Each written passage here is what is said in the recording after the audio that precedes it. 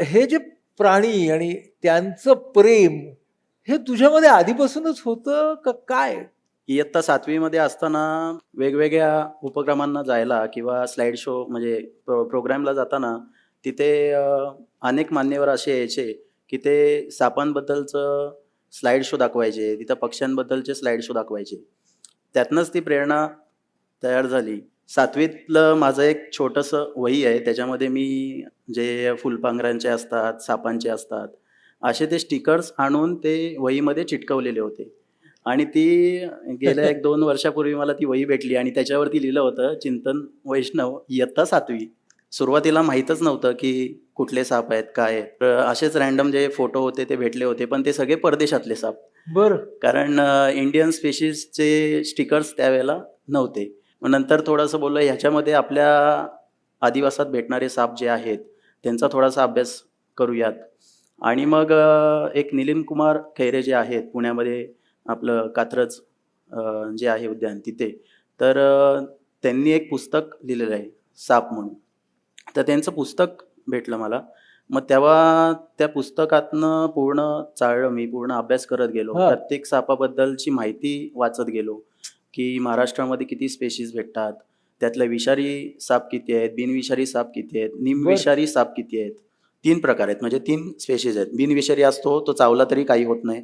जास्तीत जास्त काय असतात, की घाणीतनं फिरतात, त्यामुळे बॅक्टेरिया लागतात आणि थोडं स्वेलिंग होऊ शकतं, सुजू शकतो हात. विषारी साप आहे, तो चावला की एका तासात आपलं जवळची PHC गाठायची. आणि निमविषारी जे साप आहे, ते म्हणजे त्यांना विष असतं, पण ते माणसांना घातक नसतं.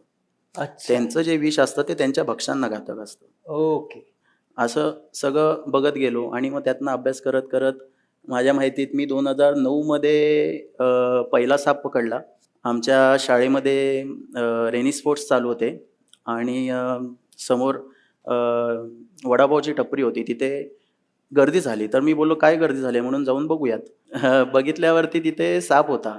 तर पहिलाच साप म्हणजे कसं तुझ्या काय जीवनातला पहिला जीवनातला साप. पहिला साप. हां. मला सुरुवातीला थोडंसं कन्फ्युजन झालं, की ही नानेटी आहे म्हणून मी असं त्यावेळेला धरला आणि त्यावेळेला मी पकडली, ती रेस्क्यू केली. कारण वाचलं होतं पुस्तकात, की नानेटी कशीही असली तरी ती चावत नाही. बरं. हां. तर मग त्यावेळेला ती रेस्क्यू केली आणि सगळी मुलं माझ्या मागोमाग आली आणि मग ती हातातनंच खेळवत पूर्ण आमच्या शाळेपर्यंत गेलो आणि मग ती एका बरणीमध्ये घेतली आणि मग मी घरी गेलो.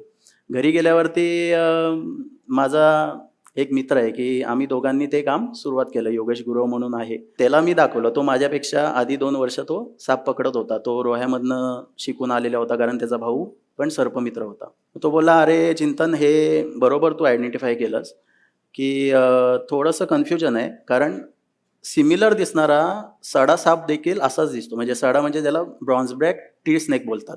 बरं. आणि नानेटी आणि त्याच्यामध्ये जास्त काही फरक नाही आहे. फक्त थोडासा आहे, की हे चिडल्यावरती त्यातनं कलर दाखवतं आणि थोडंसं ह्याचं तोंड जे आहे ते लांब आहे. हां. एवढाच फरक आहे. पण बिनविषारीच आहे, काही नाही.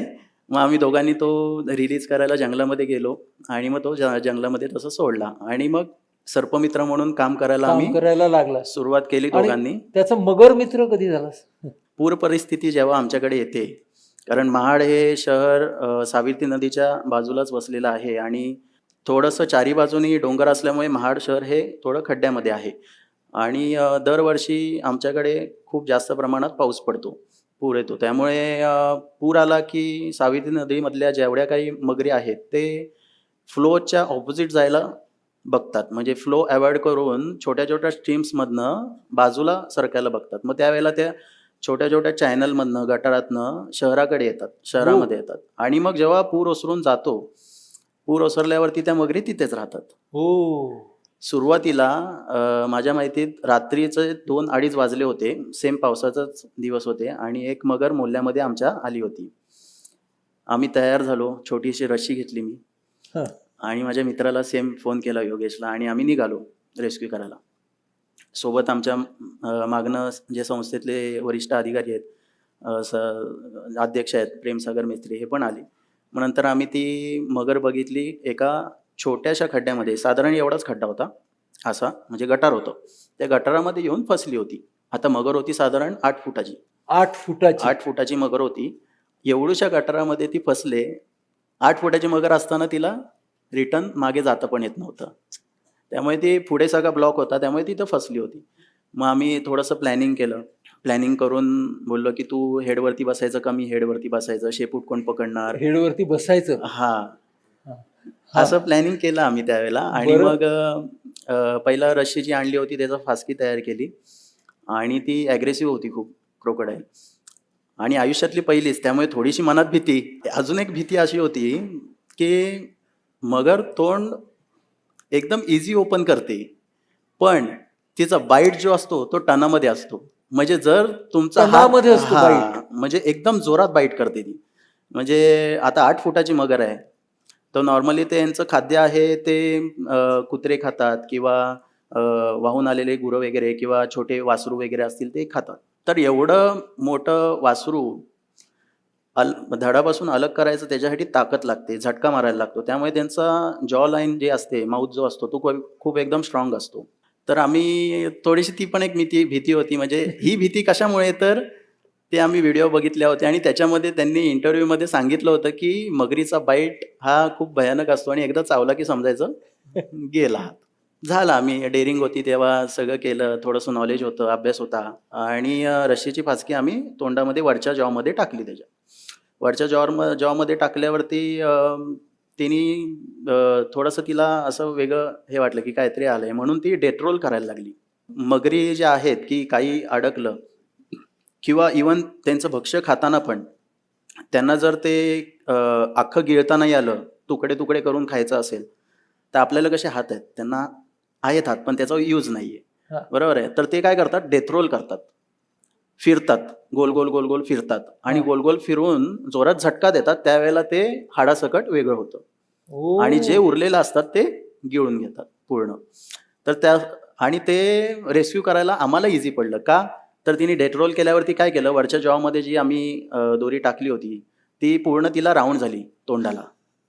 मग तोंडच बंद झालं तिचं. चला म्हटलं मग मी पहिला बसतो ह्याच्यावरती. पहिला गटारात उतरलो त्या आणि पहिलं तिच्या तोंडावरती बसलो.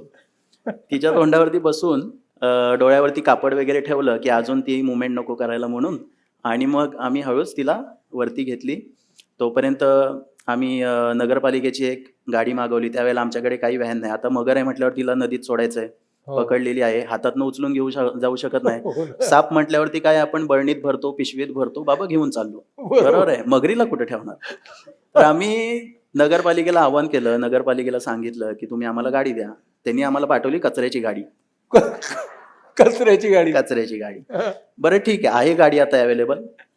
त्याच्यामध्ये आम्ही भरली मगरीला, ठेवली लांबलचक आणि तिला आता त्याच्यावरती ठेवल्यावरती मोकळं तर सोडू शकत नाही आपण. हां. तिच्यावरती बसूनच राहणं, नदीपर्यंत पोहोचेपर्यंत बसून राहणं गरजेचं आहे.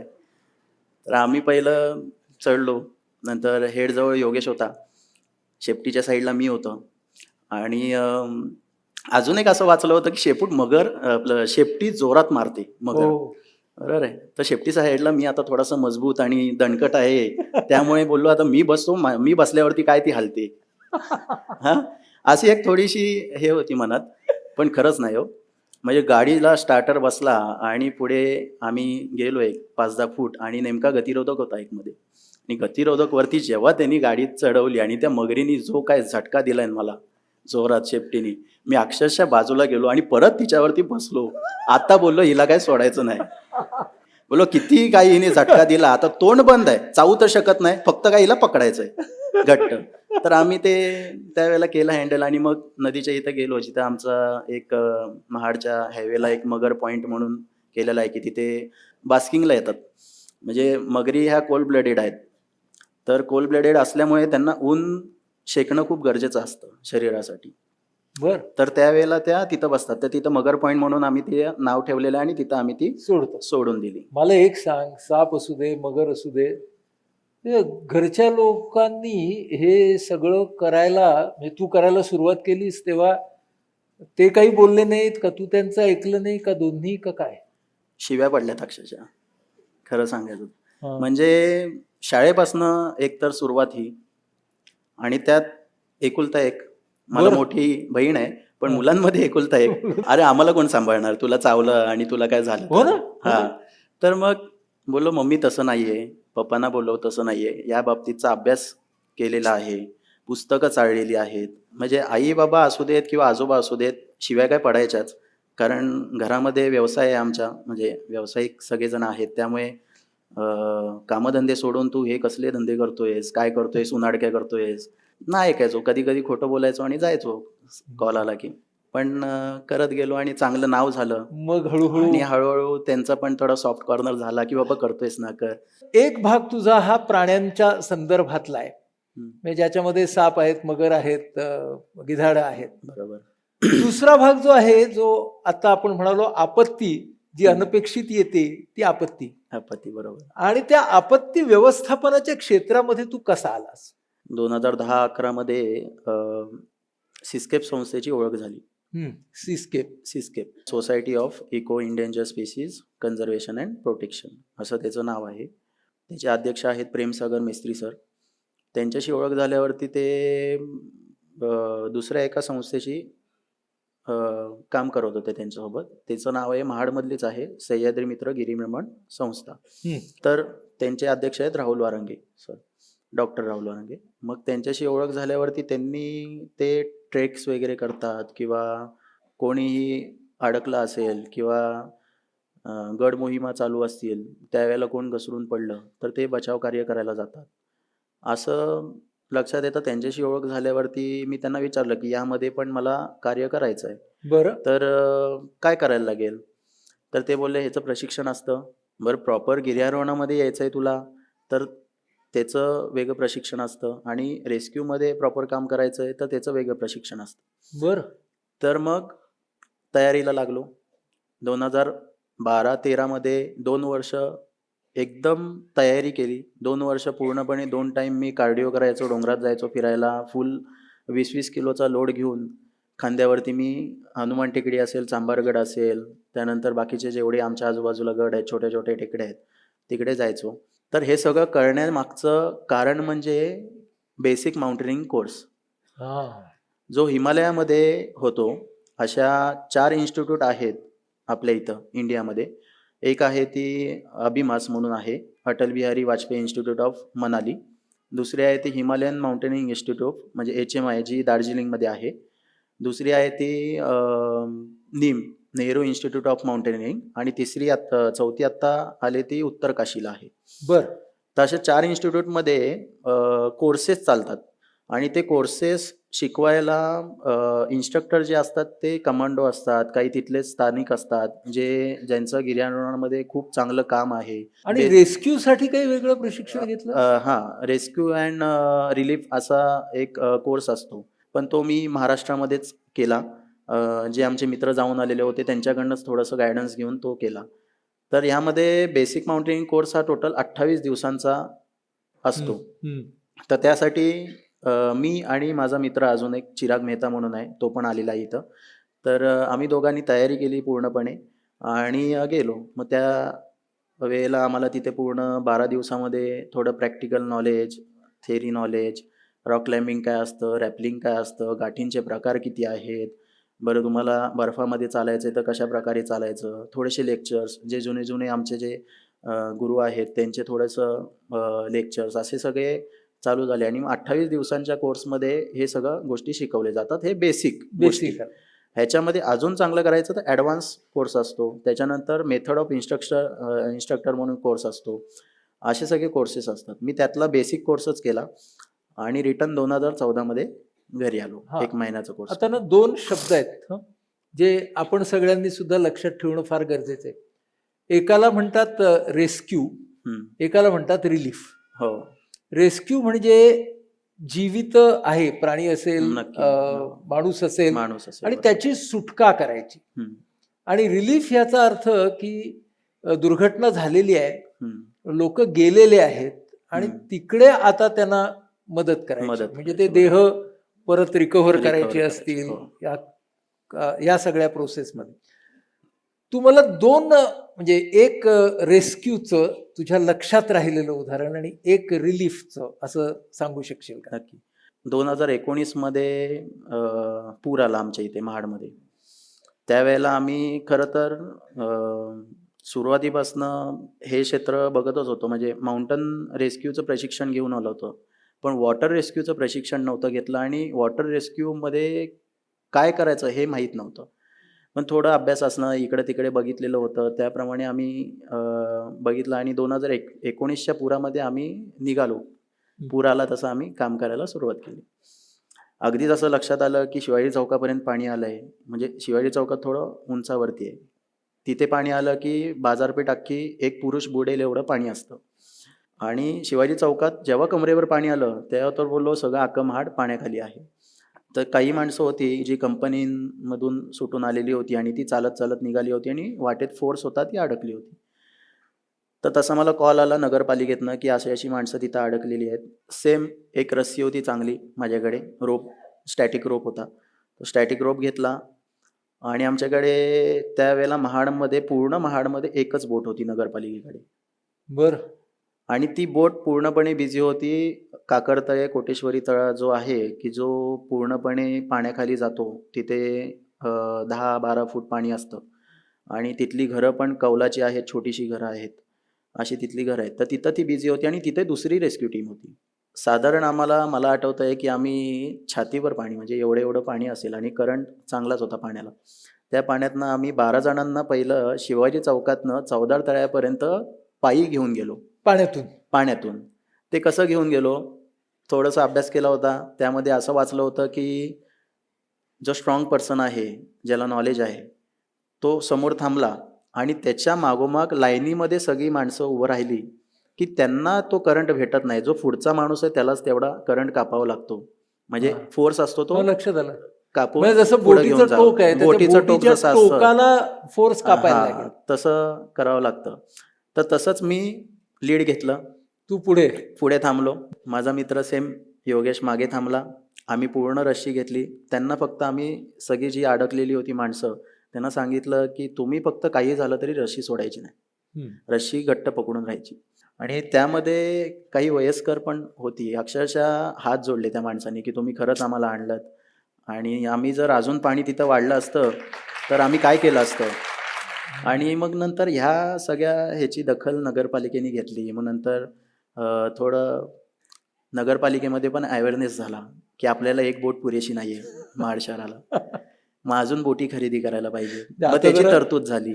मग अजून 2 बोटी नवीन घेतल्या आणि सेम 2005ला जो पूर आलेला होता, महापूर, त्यावेळेला तर मी खूप छोटा बच्चू होतो, 5वीला होतो. आणि 2021ला महापूर आला, तो 2005 पेक्षा खूप जास्त. तर आमच्याकडे बोटी असल्यामुळे 2021च्या पुरामध्ये पण एक उदाहरण मी देतो. हा. ते तर अक्षरशः अगदी भयानक आहे. म्हणजे रात्रीची वेळ होती आणि पाऊस पडून ओहोटी चालू झाली होती. ओहोटी चालू झाली असताना पण पाणी उतरत नाहीये का? तर ह्याची चिंता होती. पण अशा आमच्या एरियामध्ये एवढ्या ढगफुटी झाल्या, की वाळण, वाघोली आणि तिकडे शिवतळगड साईडला ढगफुटी झाल्या, की त्याचं पाणी सडनली एका तासामध्ये महाडमध्ये 4 फुटांनी वाढलं. बर. म्हणजे ऑलरेडी पाणी होतं 12-14 फूट. त्यात अजून 4 फूट पाणी वाढलं. म्हणजे जसं मी मगाशी बोललो, की काकडतळे एरिया आणि कोटेश्वरी तळा एरिया हा जो बैठा आहे, कौलाची घरं आहेत, त्या ठिकाणी सगळी माणसं अडकलेली होती आणि रात्रीच्या वेळी साधारण मला आठवतंय एक 12-12:30च्या दरम्यान आम्हाला हे आला, कारण पूर आला की सगळी फ्रिक्वेन्सी जाते, लाईट जाते, वॉकी टॉकीशी कॉन्टॅक्ट नाही, बॅटरी चार्ज नाही, फोन नाही चार्ज, काय करायचं? साधा फोन होता माझ्याकडे, त्याच्यावरती SMS होतं, की अहो आम्ही इथे अडकलेलो आहे, तुम्ही अजून नाही आलात तर आमचं काही नाही. आणि रीतसर जेवढी जण अडकलेली आहेत त्यांची वैयक्तिक नावं लिहिलेली होती, की बाबा एवढे आम्ही मिसिंग असू, की तुम्ही बर. आलात तर आम्ही वाचू, तुम्ही नाही आलात तर आम्ही गेलो असं समजायचं. फायर स्टेशनमध्ये आमचं सेंटर होतं. महाडचं नगरपालिकेचं जे फायर स्टेशन आहे तिथं सेंटर होतं. तिथेच सगळ्या बोटी होत्या, तिथेच सगळे आम्ही रेस्क्युअर होतो. आणि समोरच काकडतळा एरिया आणि कोटेश्वरी तळा एरिया आहे. तर तिथनं ऑर्डर चालू झाला सुरुवात. पाणी वाढायला लागलं तसं, की अहो वाचवा, वाचवा, काही करा तुम्ही आणि वाचवा. पण अक्षरशः कंडिशन अशी होती की कसाही पाण्याला करंट होता, म्हणजे कुठूनही कसंही पाणी येत होतं, म्हणजे अक्षरशः नदीच वाहत होती शहरातून, एवढी बॅड कंडिशन होती. पण नाही बोललो. आज त्या लोकांना अपेक्षा आपल्याकडनंच आहे, कारण आज आपण रेस्क्यूअर आहोत. आज ते दुसऱ्या कोणाला हाक नाही देणार आहेत, आज आपल्यालाच हाक देणार आहेत. मी असं माझ्या वरिष्ठांना बोललो आणि बोललो, मला निघायला पाहिजे काही करून. बोललो काही होईल ते बघू पुढे, पण निघायला पाहिजे. असं बघून थोडेसे घाबरले माझे जे हे होते, कारण काय वरिष्ठ असतं की घाबरले. हो, कारण कधीच नव्हता आला. 2005ला पण पूर आलेला होता, तो एकदम कमी होता आणि हा जो होता तो एकदम हाईट, म्हणजे हाईटच होती एकदम. तर काही काळजी नका करू बोललो, 2 तासाचं काम आहे, 2 तासात येतो रिटर्न, असं बोललो आणि हसत निघालो. मी, अजून संस्थेतले 2 जण जे रेस्क्युअर आहेत ते, आणि अजून फायर स्टेशनचे 2 घेतली. बोललो बोट तयार केली, इंजिन लावलं OBM, पेट्रोल आहे का चेक केलं, सगळं चेक केलं. आणायचे आमच्याकडे 2 बॅटरी शिल्लक होत्या चार्ज, हेड टॉर्च, त्यामुळे त्या घेतल्या, कॅरी केल्या. 2 चप्पू घेतले, चप्पू म्हणजे पॅडल, आणि निघालो. निघाल्यावरती समोर आलो, तुम्ही आवाज दिला मोठ्याने मी की तुम्ही काळजी नका करू, नक्की येतोय, तुम्हाला 100% मी वाचवायचा प्रयत्न करीन. गेलो तिथे, थोडंसं कौलाचं घर छोटंसं होतं आणि अक्षरशः त्यांचा खालचा मजला बुडून वरचा मजला बुडून काही लोक, छपरावरती. नाही छपरावरती पण नाही, छपरावरती कौलाचं कसं असतं की 1 फूट बाय 1.5 फुटाचं कौल असतं आणि तसेच त्या आखणी केलेली असते लाकडांची, त्याच्यावरती ते कौलं ठेवली जातात. तर त्यातनं ती माणसं कशी वर येणार, म्हणून त्या माणसाने काय केलं की पाणी तर भरलेलं आहे, तर कशावरचा आधार घेत, खुर्चीचा, ह्याचा आपल्या खॉटचा आधार घेत माणसं फक्त कौल वर करून मान बाहेर काढून अशी श्वास घेत होती. ओ, अशी कंडिशन होती त्यावेळी. थोडेसे तांत्रिक अडचणी आल्या, मध्येच लाईटच्या वायर आल्या, त्यामुळे OBMमध्ये आमच्या वायर अडकली इंजिनमध्ये, तिथंच बोट बंद पडली, फोर्सला परत वाहून गेली, त्यात त्रास झाला. मग तेच परत कंट्रोल करत, पॉझिटिव्ह माझ्या पोरांना सगळ्यांना विश्वास देत मी परत तिथं गेलो घेऊन. थोडासा ताकदीचा उपयोग केला. मध्येच वाहून आलेला एक गेट होता, तो त्या दारामध्ये अडकलेला होता. असं करत करत कौलावरती चढवली माणसांना, आपल्या रेस्क्युअरना, आणि 1 बाय 1 असे आम्ही तिथनं काढली. तिथनं मी 11 जणं काढली बाहेर. 11 जणं बाहेर काढल्यावरती बाजूलाच एक नवीन कन्स्ट्रक्शन चालू होतं आणि ती 3 मजल्याची बिल्डिंग होती. त्यांना तिथल्या तिथं ताबडतोब बाजूला शिफ्ट केलं. आता 11 जणं काढायचेत म्हटल्यावरती एका बोटीमध्ये आम्ही 4 जणं, 5 जणं, आणि त्यात अजून 11 जणं घेणं, बोटीची कॅपॅसिटी संपली, घेऊ शकत नाही. त्यामुळे 2 फेऱ्या मला तिथे माराव्या लागल्या. ते नाही होतंय तर अजून पाणी वाढतंय, तर समोरनं परत call आवाज आला. आला जोरात की अहो वाचवा, काही करा तुम्ही, या प्लीज, असं बोलले. काळोख, लख्ख काळोख, रात्रीचे 2 वाजलेत, आणि काहीच दिसत इलेक्ट्रिसिटी नाही, नाहीये, काही नाही. आवाज नाही, विजिबिलिटी नाहीये. काकडता या भागामध्ये गेल्यावरती तिथे मला आठवते 3 वर्षाचं लहान बाळ आणि फॅमिली सगळी अडकलेली होती, आणि एकच ॲक्सिस होता त्यांना, म्हणजे छोटंसंच घर होतं आणि वरती माडी असते ना, असं माडी टाईप होतं, आणि कौल खूप उंच होते. तर वरनं आम्ही त्यांना ना उचलू शकत नव्हतो, त्यामुळे आम्हाला एकच ॲक्सिस होता, तो विंडो होती. आणि ती जुन्या काळातली घरं, म्हणजे विंडोंना कसे शिगा लावलेले असतात. हो, बरोबर. काही करता कुठनं बळ आलं काय माहिती, बेंड केल्या शिगा, तोडल्या, आणि त्या शिगांमधनं आम्ही 5 जणांना बाहेर घेतलं. बाप रे. त्या विंडोमधनं जेव्हा बाहेर घेतली, आणि ज्या वेळेला त्यांनी आम्हाला सांगितलं, आजूबाजूचे लोक होती ज्यांची उंचावरती घर आहेत, फ्लॅट आहेत, त्यांच्या घरामध्ये काही लोकांच्या इन्व्हर्टर होता. फक्त मी त्यांना विनंती केली की तुम्ही फक्त, लहान बाळ आहे तर मला कंपल्सरी तुम्ही टॉर्च दाखवा, कारण बॅटरी डाऊन होत आलेल्या, 2 तास उलटून गेलेले, 2.5 तास उलटून गेलेले, बॅटरी डाऊन होत आलेल्या, त्यामुळे विजिबिलिटी कमी होती. त्यामुळे आणि त्या लोकांच्या इन्व्हर्टरवरनं त्यांनी तुला बॅटरी दाखवली, आणि त्यांना घेताना आमच्याकडे लाईफ जॅकेट नव्हती. 18 फूट पाणी आहे, लहान बाळ आहे, चुकून बोट पलटी झाली, केवढ्याला जाईल.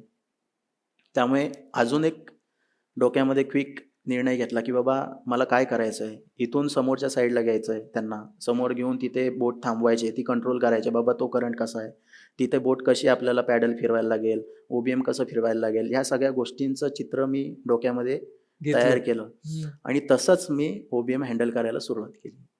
आणि त्या बाळाला घेऊन बरोबर समोर एक बंगला होता, तिथे थांबून त्यांना तिथे सोडलं. सोडल्यावरती मला आठवतंय खरंच, की एवढ्या आजूबाजूला जेवढ्या बिल्डिंग होत्या आणि जेवढी लोकं वॉच ठेवून होती आमच्यावरती दाखवत होती, एवढ्या जोराने ओरडली, "गणपती बाप्पा मोरया!" एवढ्या जोरात ओरडली, खूप भारी वाटलं. भारी वाटलं. हो, भारी वाटलं. म्हणजे सक्सेसफुल झालं ना. शेवटी लहान बाळ आहे, उद्या परत काय झालं? आज रेस्क्यूअर आहे, आज लाईफ जॅकेट नव्हते. बोट पलटी झाली तर असती, मला काही तू प्रॉब्लेम एक झाला गोष्ट असता. सांग, तू हे सगळं का करतो? एक मनाला रिलीफ वाटावं, समाधान वाटावं. आज मी समाजाचं काहीतरी देणं लागतो. या अर्थाने मी करतो आणि करतच राहीन पुढे. त्यात अजून एक इन्सिडन्स असा, की पुढे जाऊन वैशंपायन नावाचं एक फॅमिली होती, वैशंपायन म्हणून. बाकीचे रेस्क्यू केले ते व्यवस्थित उभे तरी होते. ही लोकं कशी होती, 3घच जण होते. नवरा, बायको आणि मुलगी त्यांची. तिघांचंही वजन 150 किलो. 140 ते 150 किलो वजन असेल त्यांचं आणि तिन्हीही माणसं मेणबत्तीच्या साहाय्याने एकाच मुलगी आणि आई किचनमध्ये होते आणि वडील बाहेर. वडील बाहेर हॉलमध्ये होते. तेवढंच घर होतं त्यांचं. ते उभे कसे असतील बरं? खॉट होता. खॉटवरती गाद्या ठेवलेल्या होत्या 2-3 रचून. गाद्यांवरती खुर्ची होती आणि खुर्चीवरती हे 150 किलो माणूस उभा होता. म्हणजे पाण्याचा फोर्स वाढतोय, भरती येते, चुकून पाय घसरला किंवा काही पाण्यामध्ये हालचाल झाली म्हणजे खॉट आणि तिघांनाही पोहणी नाही. तिघांनाही पोहायला येत नव्हतं. पोहायला येत नव्हतं. मग त्यांना कसंबसं करून वरनं कौलातनं आम्ही फोडलं, भिंत फोडली आणि खाली एकाला उतरवलं. डोअर पूर्णपणे ब्लॉक झालेला होता आणि डोअरच्या इथे घरातलं जे भांडी-कुंडी होती ती वाहून डोअरमध्ये लॉक झालेली होती. त्यामुळे दरवाजा उघडू शकत नव्हतो. हो. वरनं एकाला खाली उतरवून त्याला बोललो, "तू काहीही कर, सगळं बाजूला कर, कपाट वगैरे आलेलं, कडी खोल आणि दरवाजा ओपन कर, बाकीचं मी बघतो, काय करायचं." त्यांची मिसेस होती ती पूर्णपणे हायपर झाली होती. मी त्यांना समजून सांगितलं. अक्षरशः म्हणजे घाबरलेल्या होत्या. मला वाटतं काय म्हणजे काय होतंय का काय ह्यांना? पण शेवटी आमच्यातलंच एका पोराने लाईफ जॅकेट घातलेलं होतं ते काढलं. आणि त्यांना घातला. त्यांना घातलं. आमच्या टेक्निक्समध्ये स्विमिंगमध्ये एक जॉ स्विमिंग म्हणून एक आहे मेथड, ती यूज केली. त्यांना बोललो, "तुम्ही काही करू नका. तुम्ही तरंगणार ह्याच्यावरती." एक तर लाईफ जॅकेटचं हे होतं म्हणजे ब्रेकिंग स्ट्रेंथ होती की 110 किलो आणि त्यांचं वजन होतं 140 किलो. करायचं काय? बोललं, "कष्ट तर मला घ्यायलाच पाहिजेत सगळे." आणि त्यांना स्विमिंग करून मग त्या पाण्यातनं पण मी त्यांना बाहेर काढलं. त्या डोअरमधनं बाहेर काढलं. पोहत, पोहत, पोहत, पोहत बाजूला गेलो. जिना शोधला. जिन्याच्या इथं त्यांना उभं केलं आणि बोललो, "तुम्ही आता वरती जा." खरंच ते बोलले, "देवासारखा आलास रे." अशा बोलल्या. आणि सेम मुलीला पण तसंच काढलं बाहेर आणि वडिलांना पण तसंच बाहेर काढलं. खरोखरच अशी कामगिरी करणाऱ्या तुला आणि तुझ्यासारख्या सगळ्यांना देवदूतच म्हटलं पाहिजे खऱ्या अर्थानं, नाही का? हा एक रेस्क्यूचा भाग आहे. अधिक दुःखद भाग, की जिथे दुर्घटना घडलेली आहे बरोबर, आणि तिथं जाऊन रिकव्हरी तुला करायची आहे. बरोबर. तर त्यातलं एक उदाहरण जरा आम्हाला थोडक्यात सांगशील? रिकव्हरी तशा बघायला गेलं तर रेस्क्यूच्या घटना खूप कमी येतात. रिकव्हरीच्या जास्त येतात आमच्या भागांमध्ये. तर त्यातलीच एक सर्वांना माहीत असलेली म्हणजे आंबेनळी घाटातली जी कृषी विद्यापीठाची बस पडली खाली. आंबेनळी घाटा. आंबेनळी घाट जो महाबळेश्वरला अटॅच आहे तो. ती बातमी झाली आणि विदिन 20 मिनिट्समध्ये आम्हाला कॉल आला. लगेच क्विक मी सगळ्या रेस्क्यूअर्सना फोन करायला सुरुवात केला. टीम मेंबर्स जेवढे आहेत आमचे. आता ह्याच्या आधी पण आम्ही त्या ठिकाणी रेस्क्यू केलेले होते. त्यामुळे तुम्हाला माहिती होती. त्यामुळे त्या टेरेनची आम्हाला पूर्णपणे माहिती होती. त्या एरियाची पूर्णपणे माहिती होती की किती डीप आहे, किती रोप लागू शकतात. हे सगळं कॅल्क्युलेशन करून आमच्याकडे असणारं जे साहित्य आहे, ते आम्ही एकत्र गोळा केलं आणि तुम्ही गेला. आणि क्विक आम्ही तिथून निघालो. तोपर्यंत तिथं गेल्यावरती 2 रेस्क्यू टीम ऑलरेडी तिथे आलेल्या होत्या, काम करत होत्या. जे की आमच्या परिचयाच्या आहेत. पूर्णपणे आम्ही सोबत काम करतो. एक महाबळेश्वर रेस्क्यू टीम आणि दुसरी प्रतापगड रेस्क्यू टीम. ती लोकं खालपर्यंत पोहोचली होती आणि मी थोडंसं आढावा घेतला, की बाबा काय कंडिशन आहे, कोण जिवंत आहे का? तर नाही म्हणले. टोटली सगळे गेलेले आहेत. टोटली सगळे गेले. सगळे गेलेले आहेत, कोणी नाहीये. एक होता, पण त्याला आम्ही प्रयत्न केला वाचवायचा. त्याला आम्ही ह्याच्यामध्ये रॅप केली पूर्ण स्ट्रेचरमध्ये आणि वरती पाठवलं, पण वरती आला तोपर्यंत तो गेलेला. गेलेला होता. कारण त्याची कंडिशन पण तेवढी नव्हती. टोटल 31 जण होते. 31 एका बसमध्ये होते आणि त्यातला एक जण जो आहे तो वाचला होता, की तो ड्रायव्हरच्या एक्झॅक्ट बाजूला बसलेला होता आणि कदाचित नियंत्रण सुटल्यामुळे जेव्हा गाडी रोलिंग व्हायला सुरुवात झाली त्यावेळेला कदाचित तो बाहेर फेकला गेला असावा. तो पहिल्यांदाच बाहेर फेकला पहिल्यांदा गेला. बाहेर फेकला गेला असावा, त्यामुळे तो वाचला असावा. मी पोचेपर्यंत साधारण एक 8-9 डेड बॉडीज वरती पाठवले होत्या त्यांनी. सगळा अभ्यास घेतला. 500 फूट खोल दरीत आहे. बरं, मग सुरुवात केली. बोललो 1 बाय 1 आपण काम करू. बोललो तुमची टीम काम करते, तुमची ती थोडीशी, कारण रेस्क्यू ऑपरेशन हे खूप वेळ चालणार होतं. कारण आजपर्यंत आम्ही जे रेस्क्यू केलेले होते, रिकव्हरी केल्या होत्या, त्या साधारण 1 डेड बॉडी किंवा 2 डेड बॉडीज अशा पडलेल्या होत्या, गाडी पडलेल्या आहेत असे केलेले होते. पण इथं 30 डेड बॉडीज होत्या. कारण हे ठेवलंच होतं मनात की हे रेस्क्यू ऑपरेशन साधारण 2 दिवस तरी नक्की चालेल. 2 दिवस पूर्ण. तर मला आठवतंय मी 2-2:30च्या दरम्यान कॉल घेतला आणि बोलले खाली गरज आहे. म्हटल्यावरती मला लगेच कॉल आला की तू रेडी हो. मग त्यावेळेला रेडी होताना काय आहे की सगळं पीपीई किट तयार करावं लागतो. सगळं पीपी किट पीपीई किट. तर त्याला हार्नेस असतो, आपल्याला लागणारे कॅरेबिनर्स असतात, आपण रोपला अटॅच करणाऱ्या गिरीगिरी असते, डिसेंडर असतो, हेल्मेट असतो, आपला हेड टॉर्च असतो, ग्लोव्ज असतात. रेडी करून मी रॅपलिंगला सुरुवात केली. नवीन रोप अटॅच केला, थोडंसं सेटअप केला. तोपर्यंत थोडं त्यांनी गाडीला वगैरे सेटअप केलेला होता, तो मी त्या ठिकाणी जाऊन थोडं टेक्निकल चेंजेस करून अजून इझी कसं करता येईल तसं बघितलं आणि वरती सेटअप करून त्याच रोपच्या साह्याने पूर्ण 350-400 फूट जे काही होतं अंतर, तिथे मी खाली उतरलो. उतरल्यावरती कुठे पाय ठेवायचा फारच मोठं कठीण होतं. बरं. कारण जिथे बघू तिथे इकडे पडलेले आहेत, इकडे देह, पडलेले आहेत, अवयव इकडे पडलेले. पडलेले आहेत. हो, पूर्णपणे. आणि मेन काय आहे की छोटी कार असेल तर कसं आहे की ती रोलिंग होत होते, पण ती सगळं त्याच्यासोबत घेऊन नाही येत. दगडगोटे किंवा काय असेल झाडीबिडी ते. तर ही बस असल्यामुळे, एवढं वजन असल्यामुळे सरसकट सगळं वरपासून खालपर्यंत सगळं सपाट करत आली होती आणि त्यामुळे आणि सतत पाऊस असल्यामुळे स्लिपरी पण झालं होतं. आणि पाऊस असल्यामुळे लक्षात आलं का, एक ओढा तयार होतो. आता पूर्ण प्लेन झालाय सरफेस, त्यामुळे तिथंच ओढा तयार झाला आणि त्यामध्येच त्या सगळ्या अडकलेल्या होत्या. बरं, उतरलो, बोललो काय कंडिशन आहे, बोललो 7-8 वरती पाठवलेल्या आहेत आतापर्यंत, आता बाकीच्या सगळ्या आपल्याला पटापट रिकवर करायच्यात आणि पाठवायच्यात. त्यावेळेला आमच्याकडे नेट होती. नेट प्रॉपर स्ट्रेचर पण नव्हता. तर आम्ही एक व्हॅली क्रॉसिंगला जो सेटअप लावतो तसं आम्ही तिथे उंच झाडावरती खालच्या साईडला एक भेटलं तर तिथं सेटअप लावा, वरपासून खालपर्यंत. वरती आम्ही एक हायड्रॉलिक क्रेन आणली होती, कारण वरती काहीच बोल्टिंगसाठी पण म्हणजे एरिया नव्हता किंवा मोठं असं बुंद्याचं झाड पण नव्हतं की जो खालनं पाठवणाऱ्या एका माणसाचं वजन घेईल. त्यासाठी आम्ही क्विक लगेच कलेक्टर साहेबांना सांगितलं की आम्हाला क्रेन पाहिजे. मग क्रेन लावली. क्रेनला रोप लावला, त्याच्यात पुली टाकली, तोच रोप खालपर्यंत झाडापर्यंत घेतला. जमिनीपासून रोपचं अंतर साधारण 25 फूट वरती राहील अशा हिशोबाने सेटअप केला आणि त्याच रोपवरनं एक बॉडी अटॅच करून वरती पाठवायला सुरुवात केली. आणि नंतरच्या ज्या अडकल्या होत्या 12-13 ज्या काय अडकल्या होत्या त्या म्हणजे त्या वाईट पद्धतीने पूर्णपणे अडकल्या होत्या. म्हणजे अक्षरशः गाडी उलटी पडलेली होती, गाडीचं हुड होतं ते अजून खालच्या साईडला होतं. लोक अक्षरशः गाडीच्या चेसीखाली पण दबलेली गेलेली होती. काही लोक होती ती दगडाखाली दबली गेलेली होती, काही लोक हुडाच्या खाली दबलेली गेली होती. 2 तुकडे झाले होते गाडीचे. तर त्याच्यासाठी एवढ्याशा निमुळच्या जागेत आम्ही 4-5 जण काय करणार, कसं काढणार. आम्ही निर्णय घेतला की आता स्टॉप करूया ऑपरेशन, रिकव्हरी ऑपरेशन. आपण आता परत वरती क्लाइंब करून वरती जाऊया असा निर्णय घेतला. वॉकी टॉकीवरती मी मेसेज दिला वरती. तोपर्यंत एनडीआरएफची टीम आली. जी आपत्ती व्यवस्थापनाची सरकारी टीम आहे, जी एनडीआरएफ आहे ती आली टीम. आणि ती पुण्यावरनं निघून सातारा मार्गे तिकडनं ह्याच्या महाबळेश्वरच्या पलीकडच्या घाटातनं वाई वगैरे करत यायला त्यांना बराच वेळ झाला. त्यामुळे त्यांना संध्याकाळ झाली.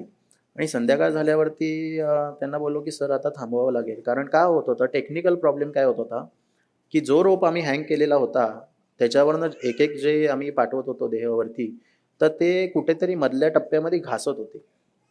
आणि ते घासत असताना तिथून जेवढा लूज रॉक झालेला होता तो खाली येत होता. आणि बोललो ही रिस्क घेणं खूप कठीण आहे, कारण हेल्मेट वगैरे होते आमच्याकडे, पण एखादा मोठा बोल्डर आला आणि आम्हाला चान्सच भेटला नाही बाजूला सरकायला, तर आम्ही काय करायचं?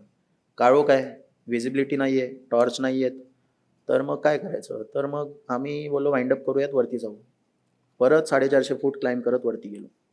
वरती गेल्यावरती एक मीटिंग झाली सगळ्या अधिकाऱ्यांची. कलेक्टर साहेब होते, SP साहेब होते, NDRFचे कमांडर आले होते, आम्ही होतो. तर त्यांनी एकंदरीत आढावा घेतला की खाली काय कंडिशन आहे, अजून कसं कसं आहे. बोललो त्यांना सांगितलं सगळं सविस्तर की असं असं आहे, खाली अडकलेले आहेत, त्याच्यासाठी क्रेन लागू शकते किंवा मग हायड्रॉलिक कटर लागू शकतात. तर मग ते बोलले सगळं साहित्य आहे, पण एक अडचण आहे. बोललो काय सर? रेस्क्यू ऑपरेशन स्टॉप नाही करू शकत. बोललो सर खूपच प्रॉब्लेमॅटिक होईल काम सर. आपण खाली अजून जरी चालू ठेवलं तरी चुकून दगड आला किंवा काय आलं तर काय करायचं? आज मी रेस्क्यूअर आहे. आज मी धांदरटपणा केला आणि तिथे थांबलो आणि चुकून माझ्याच डोक्यात येऊन दगड अडकला, पडला किंवा काय झालं, तर मग पुढे होणाऱ्या अपघातांना काय करायचं? दुसरे रेस्क्यूअर तयार होणार, पण त्या माइंडसेट असलेला माणूस लगेच गमावतो ना आपण. हो ना. तर मग ते बोलले काही नाही, तुला काय काय पाहिजे सांग, सगळ्या सुविधा देऊ. म्हणजे अगदी पॉलिटिशियन लोक पण तिथे आलेले होते. त्यांनी खात्री म्हणजे सांगितलं की तुला जे काही लागेल, जे काही लागेल ते सांग. मी बोललो सर खाली मला लाईट कनेक्शन लागेल, वायर लागेल, मोठे मोठे हॅलोजन लागतील, हायड्रॉलिक कटर लागेल आणि एअरबॅग लागेल. तर बोललं NDRF ऑलरेडी येताना फुल एकदम इक्विपमेंटनी येते, सोबत गाड्या असतात, ट्रक असतात, फुल इक्विपमेंट असतं त्यांच्याकडे. तर मग त्याला सगळं आहे, पण मला आधी अभ्यास करावा लागेल खाली जाऊन, NDRFचे कमांडर बोलले. हा. मग त्यांना परत घेऊन मी 450 फूट परत खाली 450 उतरलो. फूट खाली गेला. त्यांनी रेखी केली. ते बोलले ठीक आहे हो जाएगा. 1 तासामध्ये सगळे सेटअप झाला. परत आम्ही वरती आलो आणि परत सगळं तयारीनिशी परत खाली गेलो. परत खाली गेला. खाली गेलो 3 वेळा 3 तरी वेळा नक्कीच झालं. झालं. हो. आणि मग खाली जाताना सगळं आम्ही सिस्टीम लावली ती सगळी. मग त्यांच्याकडे मोठमोठे एक्सटेन्शन बोर्ड होते. सकाळी 11 वाजता कॉल घेतला मी वॉकी-टॉकीवरती की अजून किती जण आहेत, तसं मला सर्च करायला खाली. कारण जे दिसत होते ते आम्ही काढले होते आणि आम्ही फक्त काय करत होतो की जसं भेटेल तसं आम्ही पाठवत जात होतो. आम्ही काउंट करत नव्हतो खाली. काउंटिंग चालू होतं ते वरती चालू होतं. वरती कधी आलास, किती वाजता? वरती साधारण 11 वाजता सर मी खालून निघालो. शेवटची डेड बॉडी मी पाठवली लिफ्ट. म्हणजे आदल्या दिवशी रात्री दुपारी 2:30 वाजता मिळालेल्या गेलो. बातमीनंतर हो, दुसऱ्या दिवशी 1:30 वाजता तू फायनली त्या रेस्क्यू वरती ऑपरेशन. गेलो. क्या बात, क्या बात. मला एक गोष्ट सांग, इतक्या विदारक स्थितीमध्ये आपण जेव्हा मृत्यूला पाहतो, बरोबर.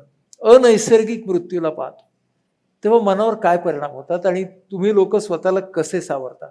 खरं तर सर एखादा टेक्निकल रेस्क्यूअर आणि प्रॉपर रेस्क्यूअर जर बनायचं असेल, तर भावनिकदृष्ट्या तिथं जाणं खूपच अवघड होतं. कारण भावनिकदृष्ट्या तिथं गेलो तर काम होत नाही व्यवस्थित. त्यामुळे मनावरती दगड ठेवून ते काम करावं लागतं.